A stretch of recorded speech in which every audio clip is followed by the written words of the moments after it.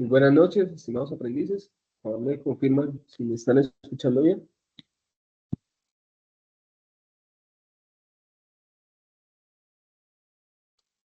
Buenas noches, profe. Sí, señor. Muchas gracias.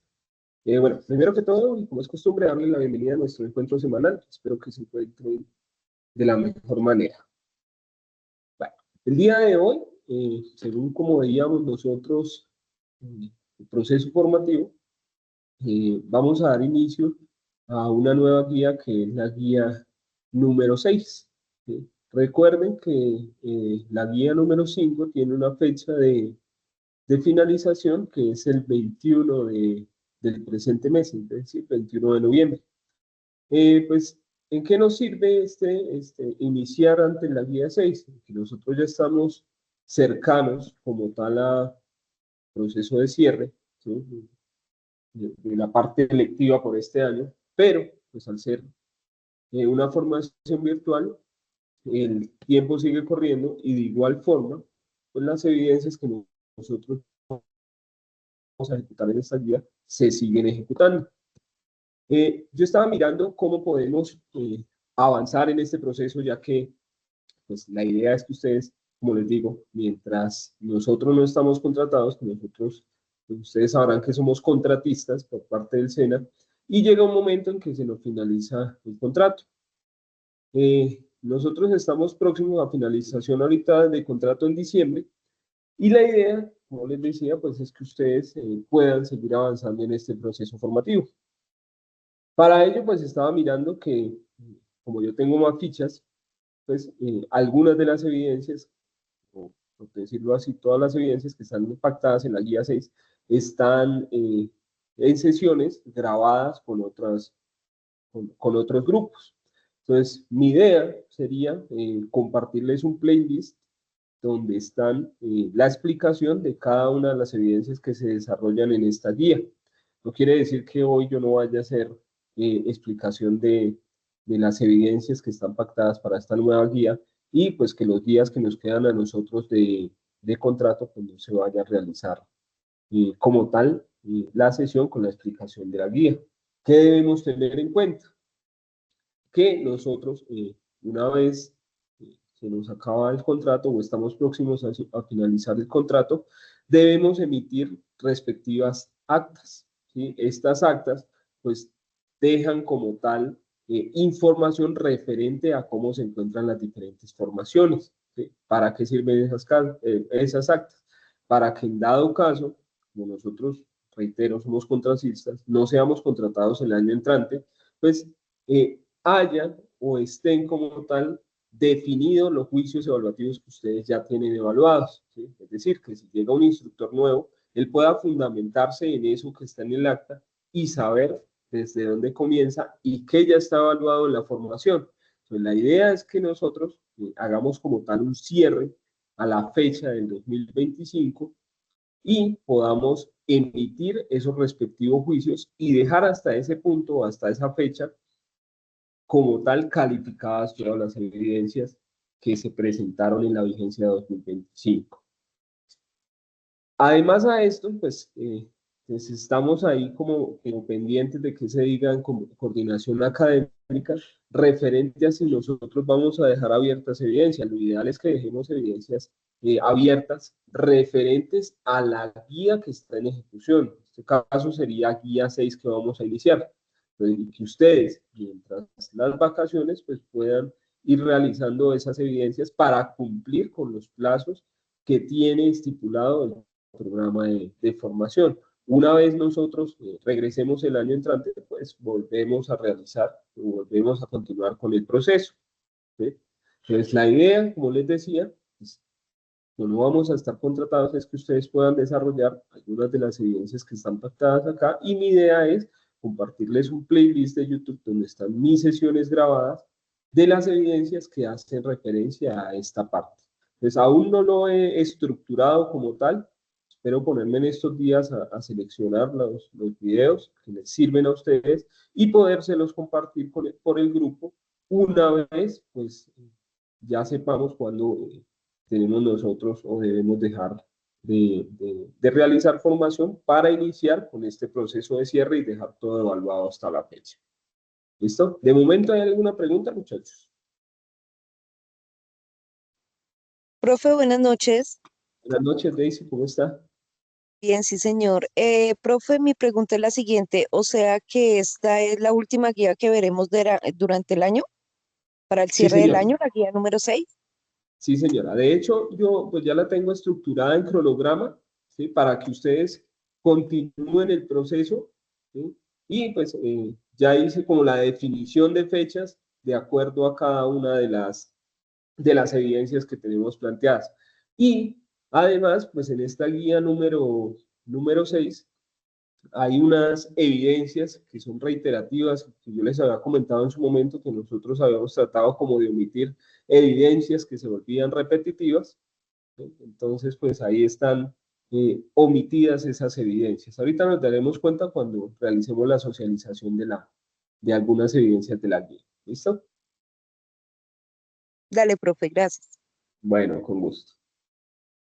Bueno, voy a compartirles por aquí pantalla, pues para iniciar como tal, con lo que vamos a las evidencias que se van a realizar en la guía 6. Y una vez finalizada la sesión, les comparto las diapositivas que voy a socializar acá, porque iniciando esta guía, pues tiene parte también de lo que es bases de datos, un poquito abordando lo que habíamos nosotros dejado en una guía anterior. ¿Listo? Entonces, para que ustedes puedan hacer mejoras a ese proceso de esa base de datos que venían estructurando. Voy a compartirles pantalla por acá, por favor me confirman cuando estén viendo mi pantalla.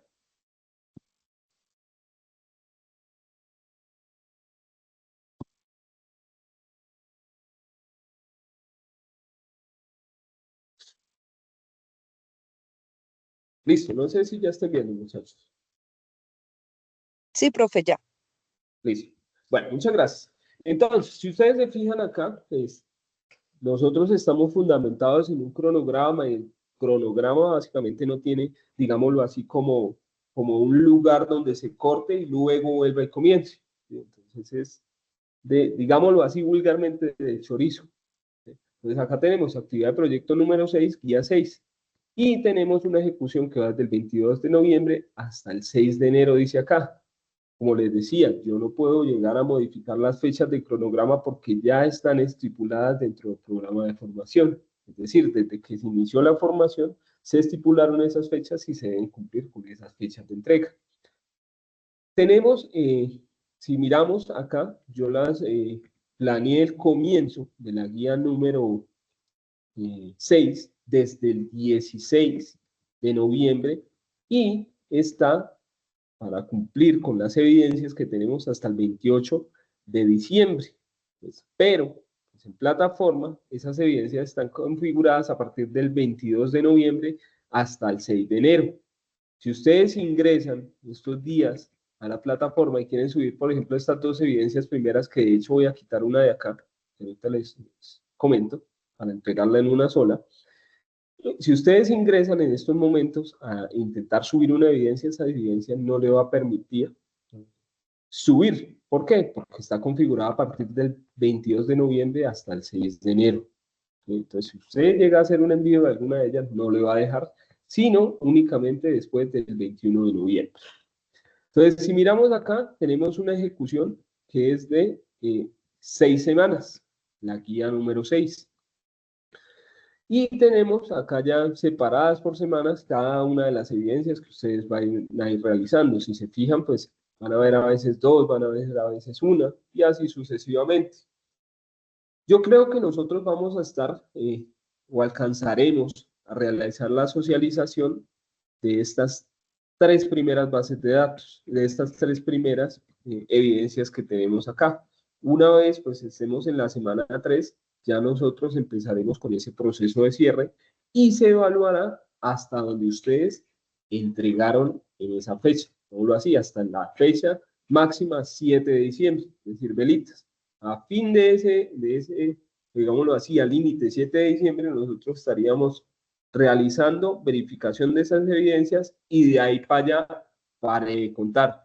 ¿Qué pasa? A veces puede que los aprendices, como tienen acceso al correo de coordinación académica empiezan a emitir correos y empiezan a saturar el correo de coordinación académica indicando que no sea como tal revisado evidencias. Pero como les digo, nosotros somos contratistas y en ese momento nosotros ya no tenemos contrato y tenemos que esperar hasta la vigencia 2026 para que nos renueven contrato, ¿sí? O nos den contrato, o si por X o Y razones no nos dan contrato, pues estará otro instructor que entrará ya, digámoslo así, por ahí a finales de enero, a entrar a revisar, o bueno, primero a mirar cómo quedó el proceso formativo y luego sí a dar corrección o hacer retroalimentación de las diferentes evidencias que ustedes entregaron, ¿sí? Entonces la recomendación es que o la información es que en este momento, pues cuando se nos finalice el contrato, digámoslo así, a partir del 7 de diciembre,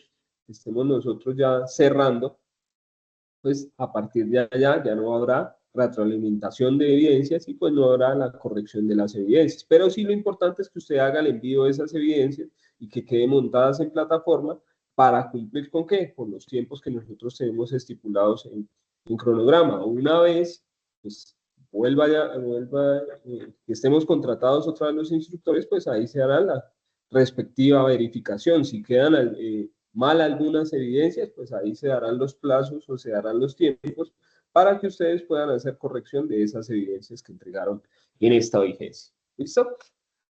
Entonces, si miramos acá las evidencias, están separadas por actividad de aprendizaje 1, ¿cierto?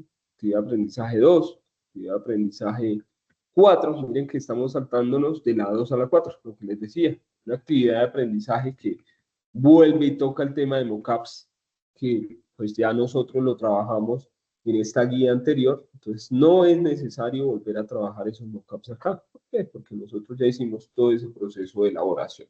¿Listo?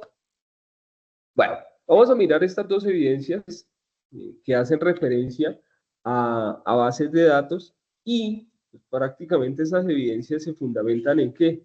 En la mejora de ese diseño que nosotros abordamos en la guía número 4. Recuerden que allá en la guía número 4 trabajamos algo sobre el modelo relacional, el modelo entidad-relación, y allá pues se nos pedía una evidencia en la que nosotros debíamos estructurar como tal el modelo de la base de datos. Entonces aquí nos dicen, tenemos dos evidencias, dice resolución de problemas aplicando modelo relacional y cardinalidad y normalización, y crear el modelo entidad-relación del caso. Como les decía, estas dos evidencias las vamos a unir en una. Pues lo más probable es que yo elimine esta que está acá en la plataforma y de hecho la voy a quitar de acá. Solo vamos a dejar en esta, pero en este, que dice resolución de problemas aplicando modelo relacional y cardinalidad, pues vamos a subir los dos elementos o las mejoras a ese modelo que nosotros ya habíamos realizado. Vamos a mirar la evidencia.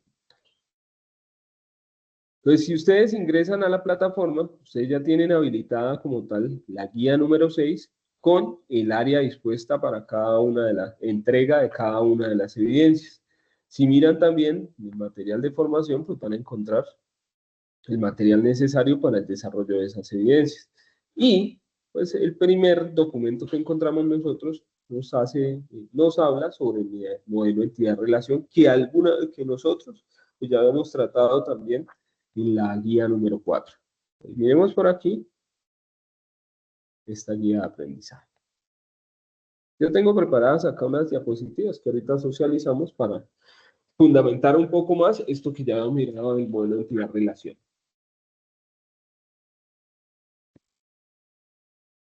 Vamos acá a no entré a la guía, sino el material nuevo.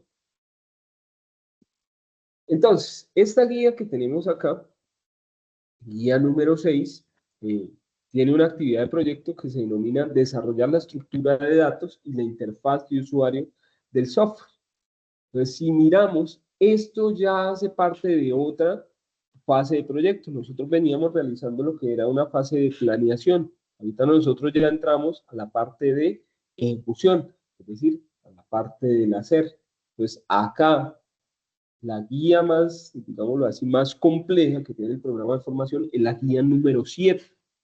¿Sí? En esa guía, pues, necesitan ustedes, digámoslo así, de poner lo más que se pueda de su parte para asistir a esas sesiones donde nosotros vamos a realizar como tal la construcción de algunos módulos según las diferentes tecnologías que tenemos en programación, tenemos módulos de su aplicativo, ¿listos?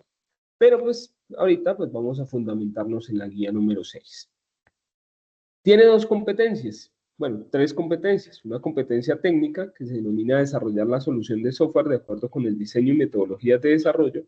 Otra competencia que el profe de actividad física ya les escribió por ahí, que se denomina generar hábitos saludables de vida mediante la aplicación de programas de actividad física en los contextos productivos y sociales. Y además, pues siguen ustedes desarrollando la parte de inglés. La parte de inglés ya finaliza en esta guía número 6, ya ustedes ahí terminan inglés, entonces les recomiendo pues no quedar con deudas con el profe Manuel, porque pues de aquí para allá ya no lo vamos a volver a encontrar. Resultados de aprendizaje a alcanzar. Pues tenemos acá construir la base de datos para el software a partir del modelo de datos, crear componentes front-end del software de acuerdo con el diseño, y estas serían como tal los dos resultados de aprendizaje que nosotros vamos a alcanzar en esta guía. Entonces, tenemos de la parte técnica 192 horas. Entonces, prácticamente son las 6 semanas que nosotros estamos estructurando. Voy a saltarme un poquito acá esta introducción. Entonces, actividad de aprendizaje número 1 de la competencia terminada en 1096, dice desarrollar la solución de software de acuerdo con el diseño y metodologías de desarrollo. Con base en las metodologías de desarrollo utilizadas en esta competencia, se inicia con el desarrollo de los artefactos del modelo necesarios para representar la solución, utilizando como recurso los lenguajes de hipertexto, modelos de bases de datos, modelo de entidad-relación, modelos relacionales, físicos, lógicos, lenguajes de bases de datos, SQL, estilos con CSS y prototipado. Entonces, esta primera actividad de aprendizaje se fundamenta en bases de datos. Hay una parte que se fundamenta en bases de datos no SQL y bases de datos SQL. Les dice acá, actividad de aprendizaje, crear el modelo de bases de datos con base a los requerimientos del cliente. Recuerden que el proyecto que nosotros estamos desarrollando tiene que estar, siempre tienen que estar inmersos o presentes los requerimientos del cliente. Esta actividad se centra en el diseño y desarrollo de las bases de datos según especificaciones de requerimientos del cliente, realizando modelos conceptuales y relaciones que cumplan con las características de normalización. Ojo con esto. Hay unas reglas que nos ayudan a nosotros a estructurar esa base de datos. Cuando nosotros lo hicimos inicialmente, puede que no hayamos tenido en cuenta esas reglas de normalización. Ahorita las vamos a mirar. Materiales de formación. Para el desarrollo de esta actividad es importante la lectura y análisis del material de formación, modelo entidad de relación, bases de datos, no SQL. Esto va más adelantico de la primera evidencia. Entonces ahí tenemos, bueno, están los dos, modelo entidad relación y bases de datos no SQL. Esos son los dos documentos que tenemos nosotros en la parte del material de apoyo. Digamos aquí mientras carga. Ahora sí vienen las evidencias. Dice, a continuación se describen las acciones y correspondientes evidencias que conforman la actividad de aprendizaje. Evidencia número 1, que es la que nosotros tenemos acá estipulada en el cronograma. Dice, resolución de problemas aplicando el modelo relacional, cardinalidad y normalización. Dice, con base en las características del software a desarrollar, realiza el modelo relacional indicando la cardinalidad y cumpliendo con las reglas de normalización según los conceptos y ejemplos vistos en el componente modelo entidad relación. Bueno, acá nos dicen como primero entrega el modelo relacional, ¿sí? Pero es que para poder hacer un modelo relacional yo tengo que hacer primero ¿qué? Un modelo entidad-relación o un diagrama entidad-relación. Por eso les decía, esta evidencia la vamos a entregar como si fueran dos. ¿Sí? ¿Por qué? Porque es que miramos acá, dice, crea modelo entidad-relación del caso. ¿Sí? Con base en las características del software a desarrollar, crear el modelo relacional analizado en la evidencia de aprendizaje anterior, utilizando las herramientas vistas en el componente formativo. Yo creo que acá cuando las personas, quienes hicieron esta guía, pues, les quedó invertida esta parte porque primero crea uno el modelo entidad-relación, ¿sí? O el diagrama entidad-relación, y fundamentado en ese, sí crea uno lo que es el modelo relacional, que es lo que nos están solicitando en esta evidencia número 1. Entonces, ¿qué vamos a hacer para entregar esa evidencia? Uno, vamos a crear no porque ustedes ya lo tienen de la guía número 4. Vamos a analizar ese diagrama entidad-relación que ustedes crearon inicialmente para el proyecto y vamos a ver si sí cumple con las reglas de normalización. Una vez lo analizamos y si sí cumple, pues simplemente lo podemos dejar así tal como está. Pero si encontramos nosotros acciones de mejora referentes a modificar la estructura de la base de datos, pues debemos hacerlo. Y una vez realicemos nosotros esas modificaciones, pues ya entramos a construir ese modelo relacional. De momento, ¿me están entendiendo qué es lo que vamos a hacer? Sí, señor. Listo, muchas gracias. Entonces, tenemos que tomar simplemente esos diagramas que ya realizamos y aplicarles lo que ahorita yo les voy a mostrar acá en la diapositiva. ¿Listo? Entonces, eso sería la evidencia. Simplemente hacemos los dos diagramas, diagrama entidad-relación, y de ahí sacamos el modelo relacional y eso es lo que vamos a entregar. Pero, pues fundamentados en la evidencia de la guía 4, donde nosotros lo realizamos para el software que estamos desarrollando. Entonces, es revisarlo nuevamente y ver qué mejoras podemos realizarle a ese modelo. Fundamentados, pues, en esto que tenemos acá, ese modelo de entidad-relación, y fundamentados en estas diapositivas que también les voy a compartir al final de la formación. ¿Listo? Incluso, pues, vamos a hacer acá hacer unas diapositivas ahí sencillas para compartírselas también sobre lo que es la evidencia.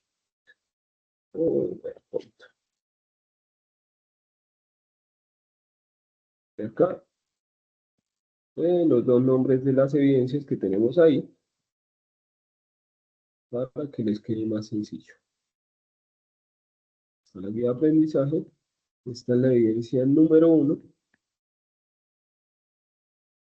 y solo yo me comprometo a borrar la evidencia que está ya en plataforma. Entonces pongamos acá una anotación en esta evidencia, se debe revisar el modelo, el diagrama, la relación, y el modelo relacional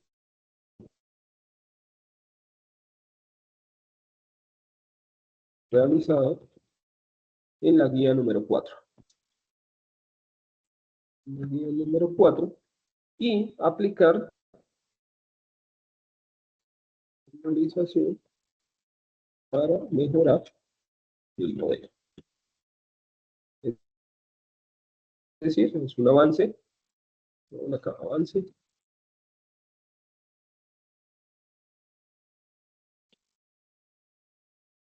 de datos del proyecto. Eso es lo que vamos a hacer. Y pongámosle acá otra anotación. No se entrega.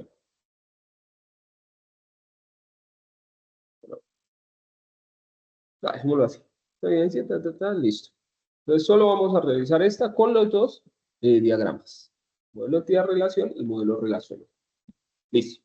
Entonces ahora sí, pues vamos a mirar estas diapositivas que yo tengo presentes acá, donde pues hablamos más acerca de lo que son las bases de datos relacionales. Bueno, entonces, la agenda de estas diapositivas, vamos a hablar sobre lo que son bases de datos, diagrama de entidad relación nuevamente, normalización y nuevamente modelo relacional, que de igual forma cuando entregamos esas evidencias, vi que había bastantes como problemas ahí a la hora de realizar esos modelos.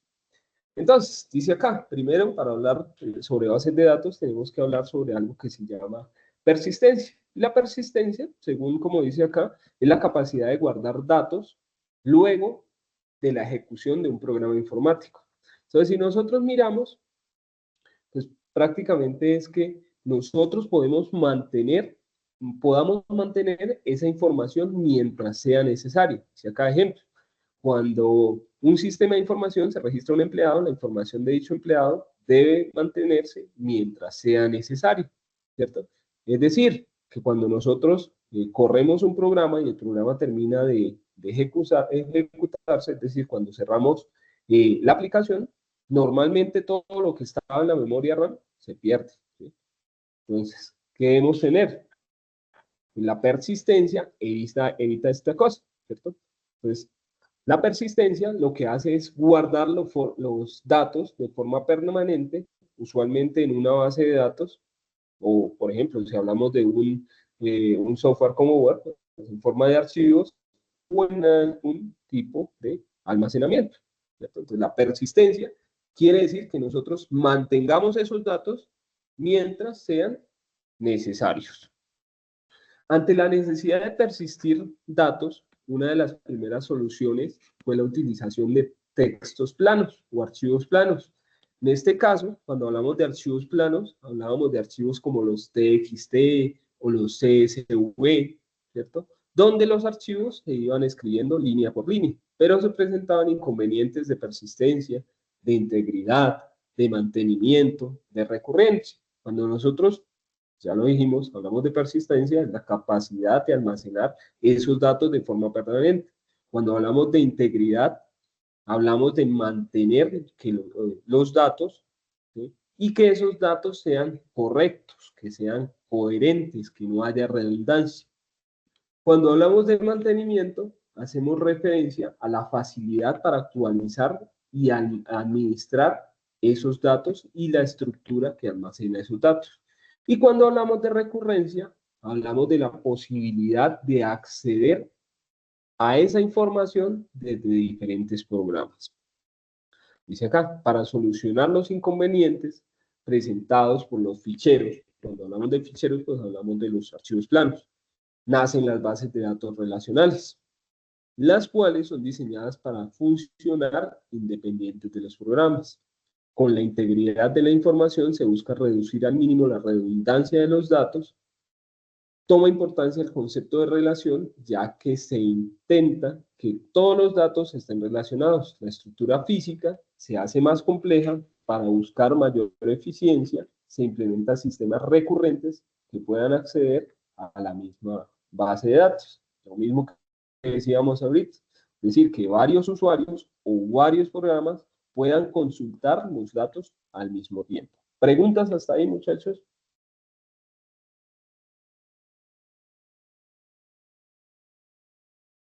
No, señor. Bueno, gracias. También pues tocamos el tema que hace referencia a ¿qué? Al dato, ¿cierto? Si nosotros hablamos de un dato, pues es la unidad mínima de información. Y les decía en su momento que por sí solo pues no tendría ningún valor.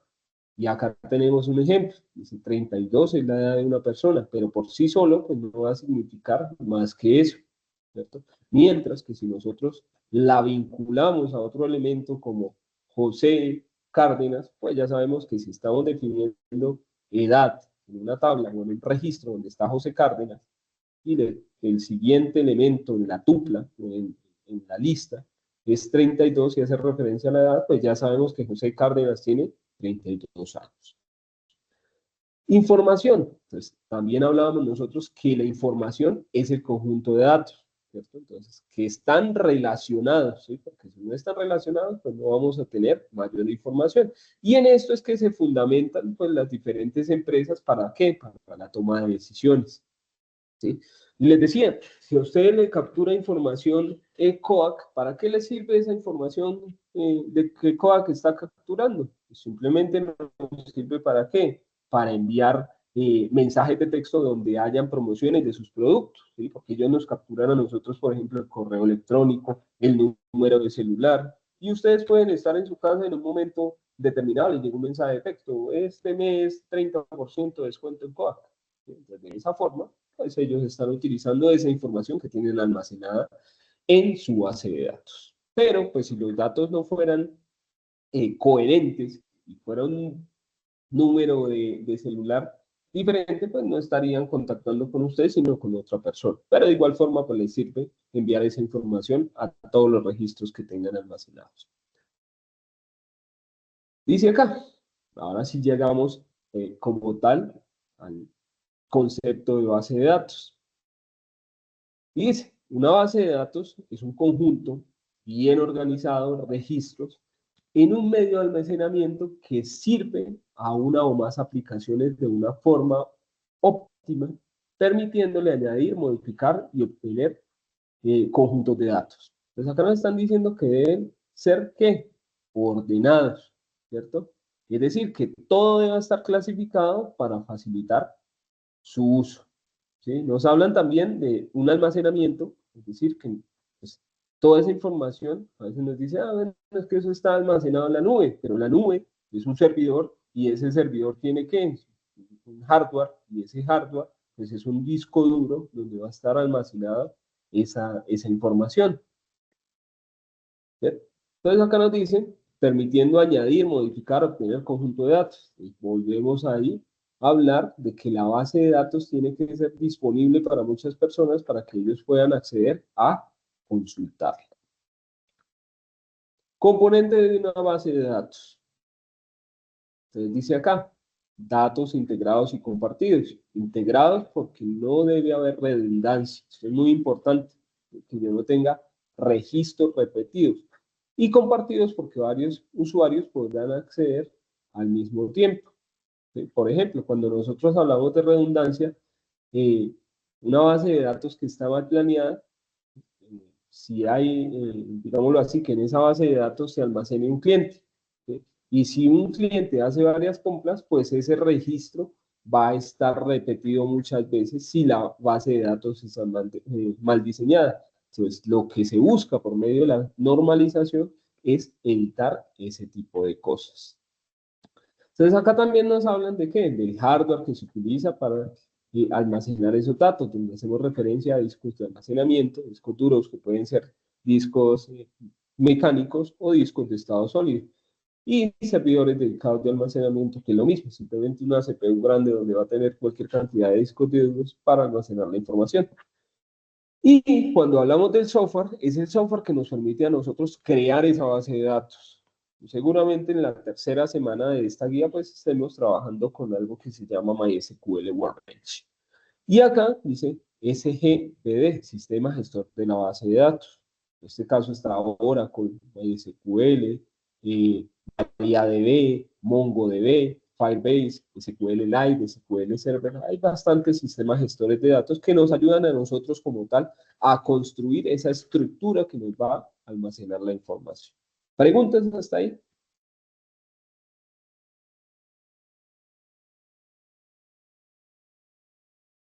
Continuemos acá. Dentro de las bases de datos nosotros tenemos tres tipos de usuarios generales. Y usuarios informáticos, dice acá, utilizan lenguajes para definir y manipular esa base de datos. Es decir, ellos son los que se van a encargar de crear la estructura de la base de datos. Es decir, ellos nos van a definir las tablas, insertar los datos, hacer consultas complejas. Por ejemplo, bueno, es que yo necesito consultar cuál fue el registro que tuvo mayor venta en el mes de julio. Entonces, estructuro una sentencia, si estamos trabajando con SQL, pues estructuro una sentencia que me va a permitir buscar esa información. Entonces, en este caso, pues ustedes serían los usuarios informáticos porque son los que van a crear la estructura y van a crear las consultas que nos permitan sacar esa información. Usuarios finales acceden a la información a través de programas informáticos. Es decir, son las personas que van a usar esa aplicación que nosotros estamos construyendo y pues esa aplicación ya va a estar conectada como tal a la base de datos y por ende pues ya nos va a permitir mostrar esa información a esos usuarios finales. Administradores de base de datos. Administra la base de datos en aspectos como privilegios, formatos y accesos.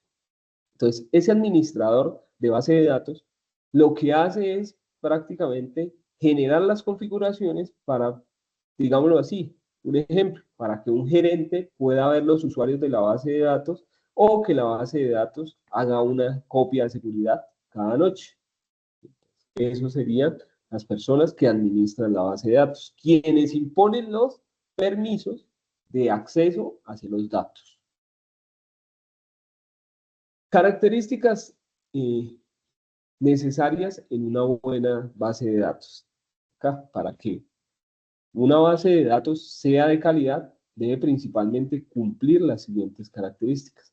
Debe haber una independencia física, debe haber una independencia lógica, debe haber integridad en los datos, seguridad y concurrencia. Cuando hablamos de independencia física, quiere decir que los programas que usan la base de datos no necesitan modificarse, es decir, que yo no necesite modificar la aplicación que yo cree si quiero llegar a realizar una modificación en la base de datos. ¿Sí? Pero ¿a qué hace referencia a la parte física? Cuando nosotros hablamos de parte física, hablamos de modificación en el almacenamiento de esos datos que yo estoy guardando. Yo no necesito llegar a modificar como tal ni la aplicación ni la estructura de la base de datos si yo tengo que realizar algún cambio en la parte del hardware de ese sistema que me está almacenando mis datos. Cuando hablamos de independencia lógica, es que yo pueda realizar cambios en la estructura de la base de datos, como qué, como agregar otras tablas, como agregar otros campos, sin alterar ese programa que ya está haciendo uso de esa base de datos. Cuando hablamos de integridad, es que los datos deben ser correctos, deben ser coherentes, sin contradicciones, ¿sí? Y para que eso ocurra, pues se tienen que aplicar esas reglas que les digo de normalización.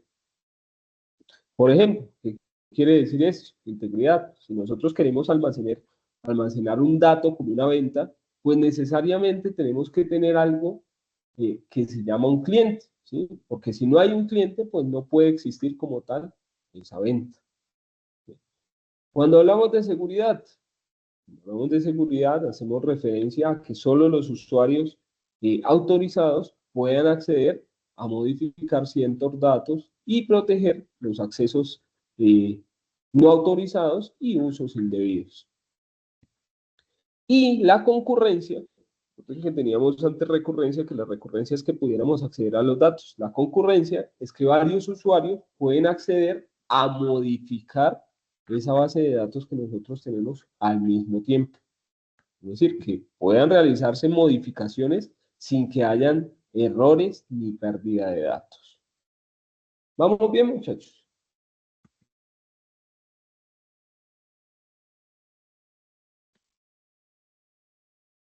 Continuamos aquí. Ya en esto, pues nos centramos sobre el modelo de entidad-relación, que fue lo que nosotros realizamos por allá en la guía 4. Y si miramos acá, pues volvemos a tener los rectángulos que hacían referencia ¿a qué? A las entidades, los rombos que hacían referencia a las relaciones y los círculos que hacían referencia a los atributos. También tenemos números acá que nos representan ¿qué? La cardinalidad, es decir, el tipo de relación que nosotros tenemos entre cada una de las entidades que tenemos relacionadas. Entonces dice acá, una entidad. ¿Qué es una entidad? Pues las entidades representan las personas, objetos, empresas, animales, ¿cierto? Reales o abstractas. Pues acá hay varios ejemplos: empleado, animal, jugador, película, estudiante.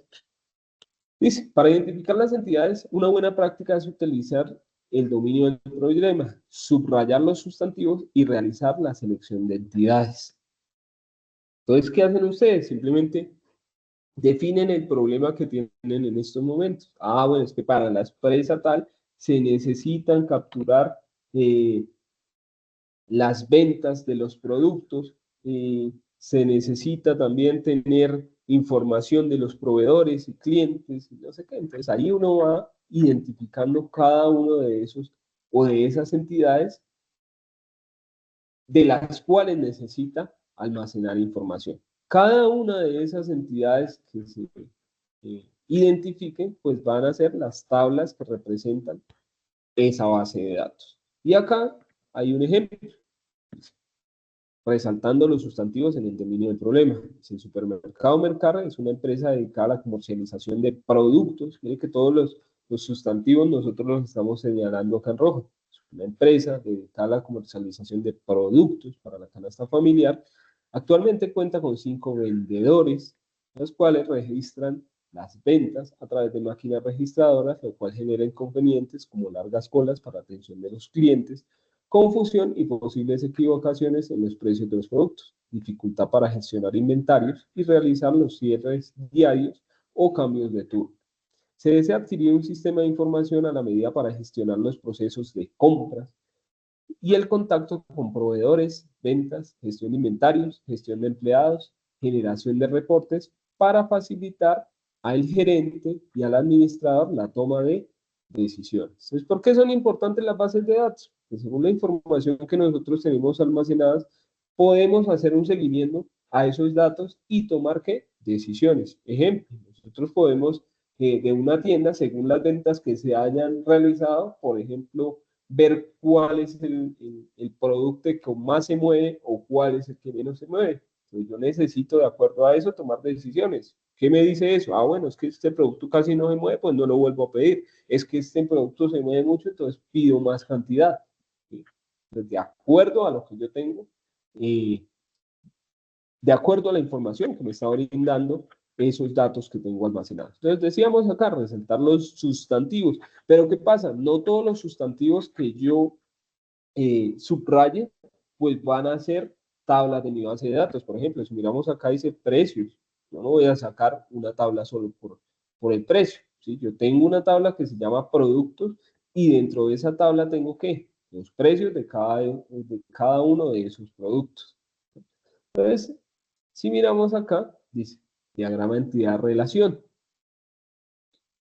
Y dice acá, bueno, selección de las entidades, muchos de los sustantivos resaltados no aplican para ser entidad debido a que se definen mejor como un atributo, lo que les decía. Precio es un atributo de producto. Si nosotros mirábamos anteriormente, ¿qué podíamos identificar? Ah, bueno, es que por ejemplo, empresa no va a ser algo así como muy representativo para este problema, no va a ser una entidad de nuestro problema. Pero si miramos acá, por ejemplo, productos sí es una entidad, venta es otra entidad. Por ejemplo, si queremos tener el detalle de la venta, también va a ser una entidad. Empleados, como los vendedores, ¿sí? Va a ser otra entidad. Clientes va a ser otra entidad. Proveedores va a ser otra entidad. ¿Sí? Entonces, todos esos elementos que tenemos nosotros ahí son entidades que nos van a representar como tal esas tablas dentro de nuestra base de datos. Entonces aquí tenemos la tabla productos, donde ¿qué tenemos? Un ID de producto, un precio de producto y un nombre. Yo en esto puedo ser tan específico como yo quiera. Si yo quiero definir más campos para esto porque necesito que mi base de datos sea más robusta, puedo hacerlo. Puedo decirle, ah, bueno, es que ese es el nombre. Puedo ponerle acá otro que se llame presentación. Puedo colocarle otro que se llame cantidad y así sucesivamente. ¿Sí? Entonces, de acuerdo a eso, puedo definir como tal cada una de las tablas. ¿Preguntas hasta ahí, muchachos?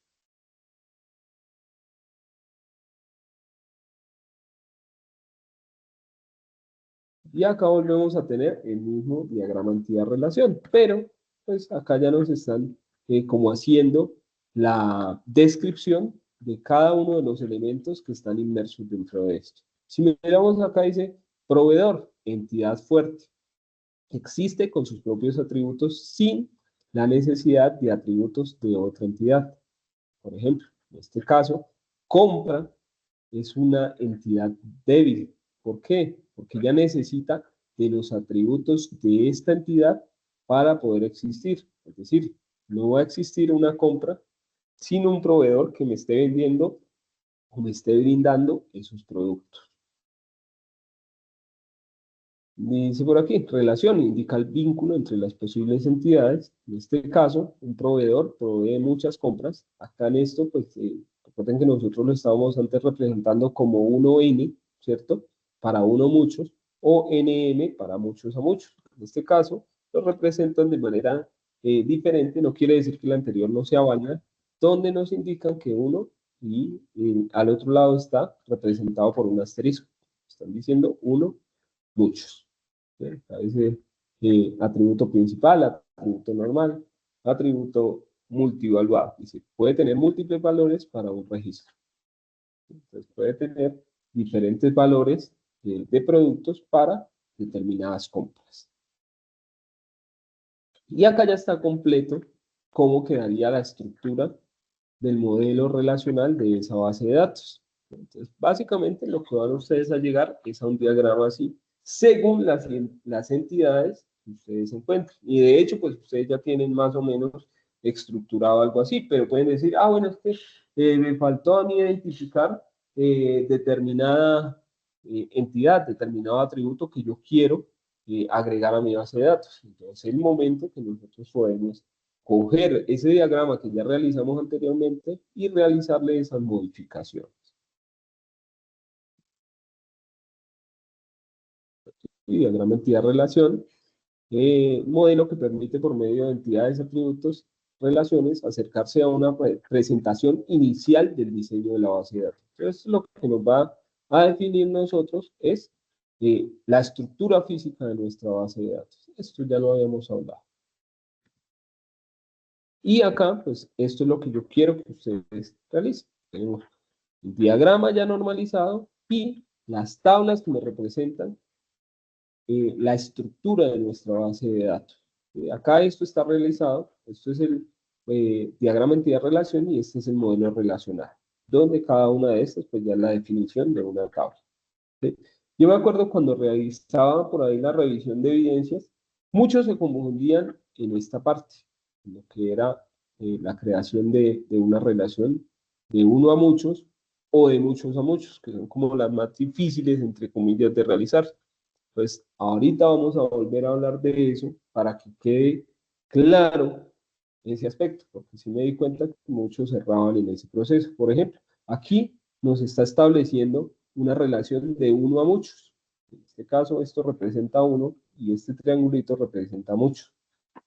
Y decíamos, ah, bueno, es que si acá quedó un 1 y acá quedó una n, nosotros cogemos la clave principal de la entidad proveedor y la llevamos a la entidad donde quedó la N como foránea. Por eso acá nos aparece otra vez ID proveedor.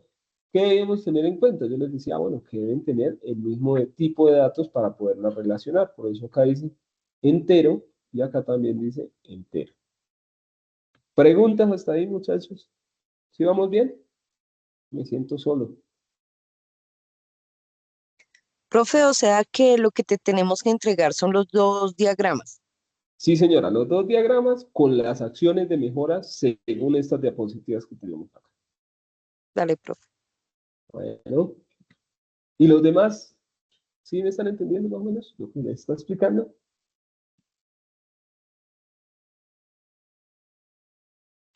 No hablan, no dicen Sí, nada. señor. No, Listo, muchas gracias. pues sí, profe. Señor. Bueno, yo asumo que funciona. Entonces, ahora sí entramos al proceso de normalización. Dice acá, una vez finalizado el proceso de conversión, se pueden presentar ciertos inconvenientes tales como incapacidad de almacenar ciertos hechos, redundancias y por tanto posibilidad de inconsistencias, ambigüedades, pérdida de información, pérdida de ciertas restricciones de integridad, existen valores nulos. Entonces, todo esto nosotros lo podemos solucionar por medio de normalización. Y hay varias formas normales, dice acá. La normalización es el proceso mediante el cual se transforman datos complejos a un conjunto de estructuras de datos más pequeñas, que además de ser más simples y más estables, son más fáciles de mantener. También se puede entender la normalización como una serie de reglas que sirven para ayudar a los diseñadores de bases de datos a desarrollar un esquema que minimice los problemas de lógica. Cada regla está basada en la que antecede. Pues, yo voy a pasar de una regla 1FN a una regla 2FN, pues tengo que haber primero hecho la normalización 1FN. Ahorita miramos. Dice, Otra ventaja de la normalización de base de datos es el consumo despaciado. Una base de datos normalizada ocupa menos espacio en disco que una no normalizada. ¿Por qué? Pues aquí lo dice, porque hay menos repetición de datos. Recuerde que cada elemento, nosotros, cuando hablábamos de, pucha, me fue la paloma, cuando hablábamos de los metadatos, nosotros le decíamos, bueno, es que este va a ser un campo de tipo entero, y entero,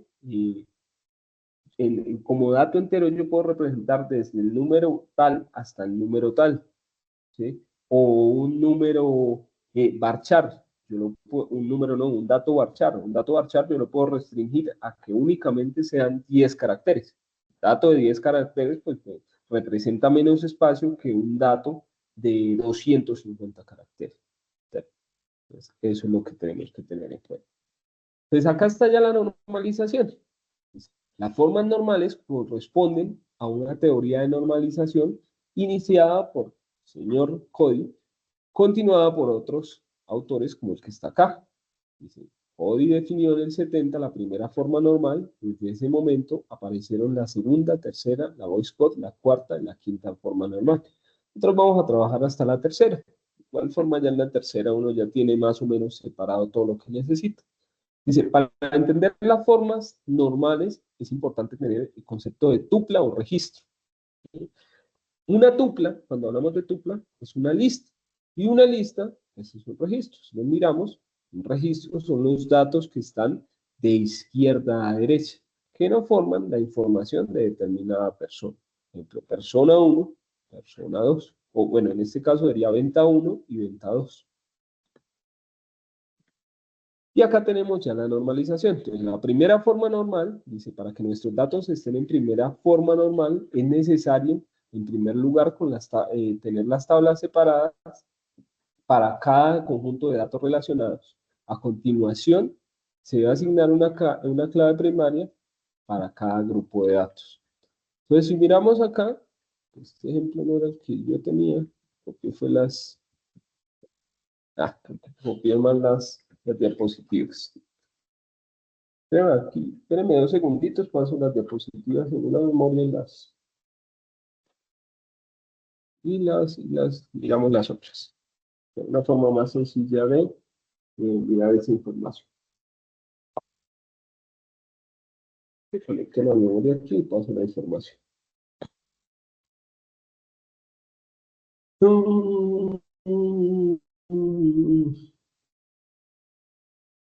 Dame un segundito, muchachos.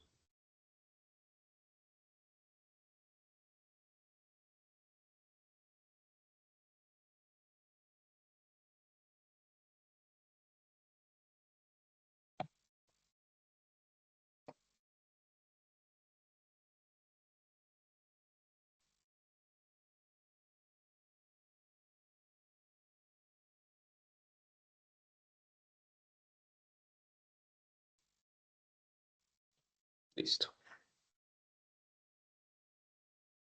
Esta tabla que está acá, pues no representa como muy bien las reglas de normalización. Pues acá en esta memoria, esta copia de la información.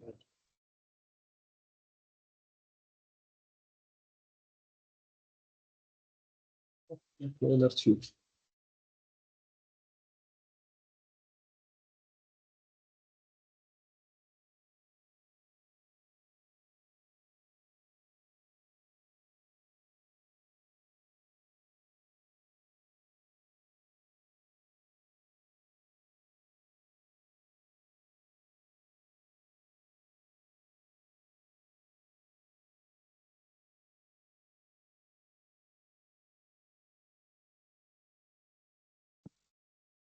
Miremoslo aquí porque no está permitiendo esto. Entonces, dice, para que nuestros datos estén en primera forma normal, es necesario, en primer lugar, contar con tablas separadas para cada conjunto de datos relacional. A continuación, se debe asignar una clave primaria a cada grupo de datos.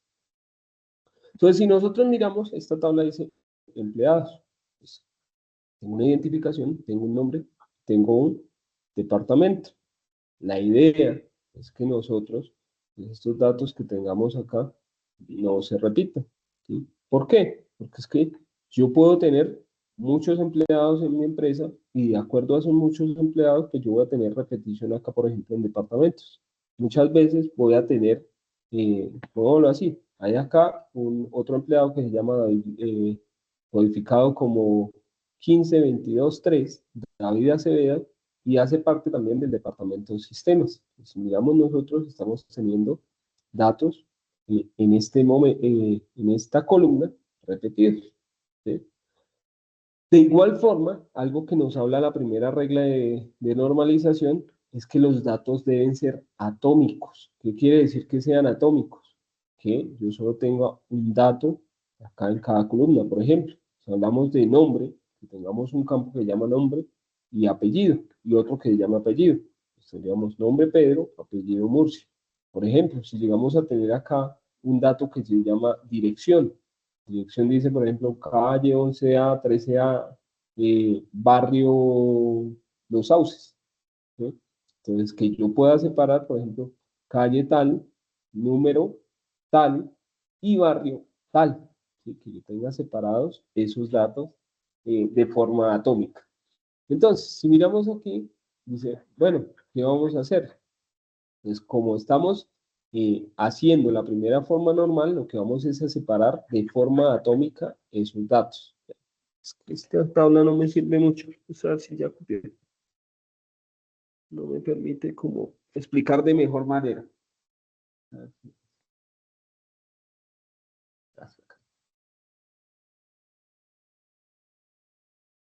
Esta sí es la que... Y ahorita les paso esta parte de acá. No tenía esta información. Pues mira, casi la podemos ver mejor. Pues en este ejemplo, si miramos, dice acá, listo, tengo una primera forma normal y tengo esta tabla. Dice, ID cliente, nombre, dirección, fecha de nacimiento, producto, precio y fecha de compra. A ustedes les puede parecer normal que en una tabla podamos tener toda esta información. Pero si miramos, dice acá, bueno, es que Juan Pérez ya me aparece dos veces. ¿Por qué? ¿Por qué me aparece dos veces? Porque compró una vez un refresco o en la misma compra, compró un refresco y un jamón, pero como fueron dos productos diferentes, pues tengo que registrarlo dos veces. Por ejemplo, acá María Gómez López también está dos veces, ¿sí?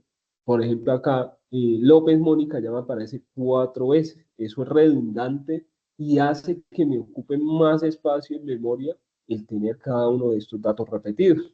Así tengan que ellos hayan comprado diferentes productos. Entonces, la primera forma normal hace que yo separe cada uno de esos elementos en nuevas tablas y que mis datos sean atómicos. Entonces, si miramos por aquí, en esta parte mire que ya estamos separando. Bueno, estamos poniendo nombre separado, apellido separado, apellido materno separado, lo que les decía ahorita, calles separadas, número tal separado, barrio separado, pero aún seguimos acá con refresco, ¿cierto? Seguimos teniendo los mismos datos. La primera forma normal es separar todo de forma atómica. Ahora, miramos por aquí, la segunda forma normal nos dice todos los valores de las columnas. Primero debe estar en la primera forma normal, es decir, que los datos sean atómicos. Luego dice todos los valores de las columnas dependen únicamente de la clave primaria de la tabla. Es decir, si yo no tengo una clave primaria en mi tabla, pues yo le agrego como tal claves principales a esas tablas. ¿Para qué? Para poder relacionar esos datos con otras tablas. Entonces, si miramos aquí, nosotros ya estamos estructurando o abriendo esa información. Antes teníamos una tabla, que era esta, ahora tenemos ¿cuántas tablas? En este caso tenemos una, dos, tres, cuatro, esta la puedo borrar ahorita. Estas cuatro tablas. Entonces, pues si miramos estas tablas, hacen referencia a qué? Una hace referencia a la tabla clientes, donde yo solo tengo información de quién, del cliente. Otra hace referencia a la tabla productos, donde yo tengo información solo de productos. Otra hace referencia a la tabla compras, donde solo hay información de las compras, ¿cierto? Y otra que hace referencia a qué? A barrios, ¿sí? Que es de la forma que yo puedo vincularle acá el dato de qué barrio pertenece según el ID que estamos representando acá. Por ejemplo, Juan Pérez dice que es del barrio 1. Barrio 1 es barrio nuevo. ¿Sí? María Gómez hace referencia al barrio 2, donde ese barrio 2 hace referencia al barrio norte. Si miramos acá, la segunda forma normal nos decía, listo, todo tiene que tener una clave principal, pero esta compra es una tabla que se genera entre la relación de quién, de un cliente y un producto. ¿Sí? Pero yo tengo claves principales que viajaron como foráneas a esta tabla, pero esta tabla no tiene como tal una clave principal. Entonces, como la segunda clave, la segunda forma normal me dice que todo debe tener una clave principal, es decir, los datos que están diligenciados acá solo pertenezcan a este elemento, ¿sí? Entonces yo debo agregarle como tal a esto una clave principal. Entonces aquí lo tenemos. Miran acá, eh, dice ID compra, ¿cierto? Que sería como tal el ID de la compra, ¿cierto? ID cliente, ID producto. Entonces, cada uno tiene una clave principal. En este caso, si ustedes se fijan, dice ID compra. ¿Sí? Y tiene, yo les decía, la clave principal no debe ser repetida. Acá está repetida, y acá está repetida, y acá está repetida. ¿Sí? Entonces, ¿qué debo hacer? Yo estoy poniendo acá una clave principal repetida, yo debo separar eso. ¿Sí? ¿Por qué? Porque es que este ID compra no me representa a mí como tal eh, la clave principal de esta tabla. Entonces, si miramos aquí, miren que acá yo tengo algo que se llama detalle compra. Y ese detalle compra, pues ya va a ser un detalle para una sola compra. Entonces dice acá, listo, detalle compra es mi clave principal de este elemento que tiene la compra ¿qué? Un ID de compra, un número de cliente, un ID de producto y una fecha de la compra. Y si miramos, pues cada uno de estos elementos, pues, me relaciona las diferentes tablas que yo tengo acá. Entonces, ID detalle compra sería mi clave principal y me va a traer ¿qué? Primero el ID de la compra, que dice, con la cual yo puedo buscar información de cuánto fue el total de esa compra, ¿sí? Con la cual yo puedo traer información del cliente que me realizó esa compra, que sería Juan, y también puedo traer información del producto que se vendió en esa compra. En este caso, pues tengo que, como son dos detalles, pues tengo información de dos productos, ¿sí? Para esa compra número 1. Entonces acá yo puedo consultar también cuál fue el segundo producto que yo compré. En este caso dice, bueno, es que el segundo producto que yo compré es un jamón. ¿Y pertenecen a qué? A solo una compra. Pero esa compra tiene dos detalles. ¿Cierto? Entonces dice acá, normalización 3FN. Los valores de las columnas de la tabla, se debe verificar que los valores de las columnas de la tabla no dependan de otras columnas, que no sean claves principales. Entonces, los datos que yo tengo acá relacionados netamente dependen de quién, de este elemento. ¿Sí? Si es el código, pues ese código es quién, un cliente. Pues todos los datos que yo tenga acá solo deben pertenecer a ese cliente. De esa forma yo estoy comprobando que está en la tercera forma normal. Básicamente lo que se hace, o lo que representan esas formas normales, de manera resumida, es que yo tenga bien definidos mis entidades o bien definidas mis entidades sin que ellas tengan atributos de otros elementos. Juan Pérez García, fecha de nacimiento, calle, el número que hace referencia al barrio, perdón, número y ID que hace referencia al barrio. Por ejemplo, que yo no le tenga acá el producto que compró o no le tenga acá la cantidad de producto que compró. ¿Sí? Solo atributos de esas entidades. Lo mismo en producto. Un ID, un producto, un precio, una presentación, una cantidad, ¿sí? Que solo hagan parte de ese producto. Porque si no estaríamos siendo redundantes. ¿Preguntas hasta ahí?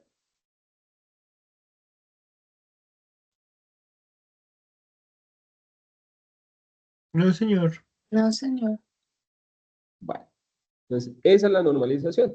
Y pues, vuelvo a reiterar la parte de cardinalidad. Nosotros teníamos cardinalidades de tipo uno a muchos, uno a uno y muchos a muchos. Y en la parte de cardinalidad, pues nosotros establecíamos una relación de uno a uno, que era cuando, yo les ponía ejemplo, que una relación de uno a uno existe cuando decimos, bueno, es que una persona solo puede tener una cédula, un país solo puede tener un presidente. Esas son relaciones de uno a uno. ¿Cómo se crean las relaciones de uno a uno? Simplemente relacionamos las claves principales. De esa forma se establece la relación de uno a uno. O sea, ID empleado por acá podría ser también ID empleado. De esa forma nosotros las podemos, se establecen entre claves principales. ¿Sí? Cuando tenemos nosotros una relación de muchos a muchos, ¿sí? Entonces, cuando a un elemento de una tabla le pertenecen varios elementos de otra tabla, tenemos cliente puede tener muchas o realizar muchas compras. ¿Sí? Está la tabla venta.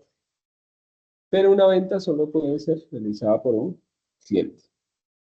Entonces, acá yo les decía, bueno, es que cuando se realiza una relación de muchos a muchos, de uno a muchos, nosotros llevamos como clave foránea, eh, llevamos la clave principal como clave foránea hacia la otra tabla. Es decir, inicialmente la tabla de ventas no tenía la ID del cliente, pero para poderla relacionar yo tuve que crearle un campo, un atributo en ventas para poder establecer esa relación.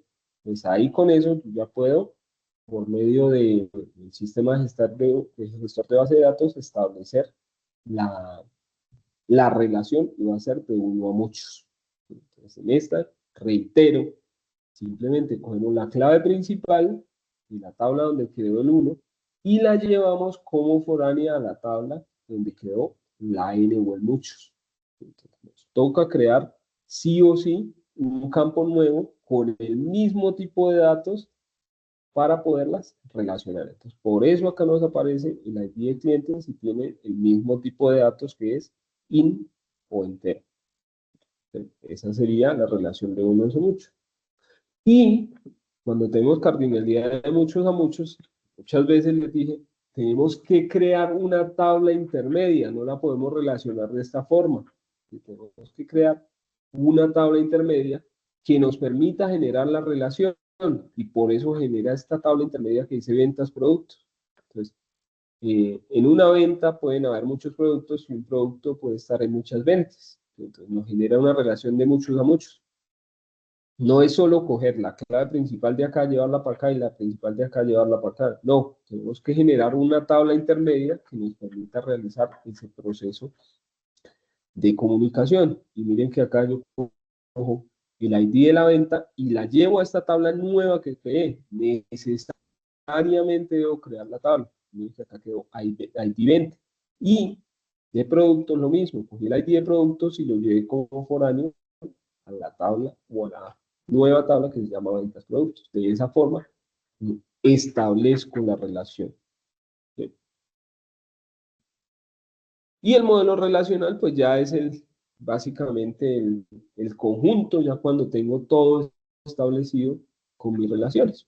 Entonces, si miramos acá, vendedor puede estar en muchas ventas, el cliente puede estar en muchas ventas, pero una venta solo puede tener un vendedor, una venta solo puede tener un cliente. ¿Sí? Y por ejemplo, acá esta tabla de ventas pues genera como una relación de muchos a muchos entre cliente y vendedor. ¿Sí? Por así, un vendedor puede atender muchos clientes y un cliente puede ser atendido por muchos vendedores. ¿Sí? Nos está generando ahí. Si lo miramos, en la tabla intermedia y están las dos claves foráneas de estos dos elementos. Y acá también hay otra de muchos a muchos entre venta de productos. Entonces se creó esta con las claves foráneas de estas acá. De igual forma acá para productos tenemos las mismas relación de muchos a muchos, donde yo tengo las foráneas de cada una de las tablas. ¿Sí? Y ese es el diagrama o el modelo relacional. ¿Listo? Entonces, con esto, pues estaríamos finalizando la sesión del día de hoy, siempre y cuando no no hayan preguntas, pero preguntas. No, Por mi profe, parte, no. no. ¿No? ¿Sí está clarito? Sí, más claro. Listo. Entonces, la idea es que se pongan a verificar como tal ese modelo que ustedes crearon y que traten de eliminar esa redundancia que tienen, que traten de hacer atómicos los datos, es decir, que separen cada uno de los atributos, que si tienen un atributo que se llama nombre, ¿cierto? Y en el nombre contemplen el apellido, pues lo separen como nombre, apellido. ¿Sí? Esa es la idea, que si tienen atributos de, de, de, de otro elemento que no hace referencia a esa entidad, pues que ustedes lo saquen y lo pongan en otra tabla. Entonces, que hagan ese proceso de análisis hacia ese diagrama que ya tienen y hagan la mejora. ¿Sí? Esa sería esta evidencia que tenemos para esta semana. Listo, profe. Bueno, entonces, como les digo, si no hay ninguna pregunta, pues estaríamos finalizando la sesión del día de hoy. Espero haber sido claro, espero que me hayan podido comprender y pues no siendo más, pues que deseo una feliz noche y una excelente semana para todos. Ya saben que pueden contactarme por WhatsApp y yo con gusto les respondo. Muchas Bueno, profe, gracias. muchas gracias. Bueno, con todo Gracias, gusto. profe. Feliz noche. Igualmente para todos. Gracias. Hasta luego. Gracias, profe. Feliz descanso. Con gusto. Gracias, profe.